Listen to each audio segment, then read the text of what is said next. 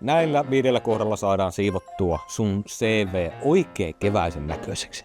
4. Poista turhat henkilötiedot. Turhia henkilötietoja on vaikka ikää, siviili, sääty tai onko sinulla perhettä. Rekrytoija ei näitä käytä, vaan häntä kiinnostaa sinun osaaminen. 3. Koko työhistoria 20 vuoden ajan. No ei missään nimessä koko työhistoria, vaan poistetaan sieltä tehtävän kannalta epärelevantit työkokemukset tai koulutukset. 1. Liian yleiset tehtävällistat, eli poista sieltä turhat semmoista yleiset tehtävällistat bullet pointit, mitkä ei nyt oikeastaan liity tehtävään millään tavalla tai ei kerro rekrytoijille mitään.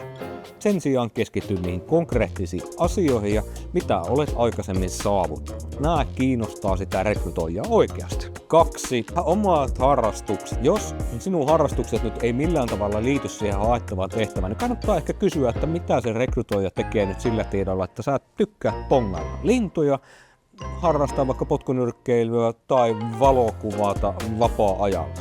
Ja viimeinen kohta, eli kaikki mikä on mennyt vanhaksi. Sinne ei tarvitse tietenkään laittaa vanhentuneita hygieniapasseja tai koulutuksia, vaan keskity siihen ajantasaiseen osaamiseen, mikä sulla on.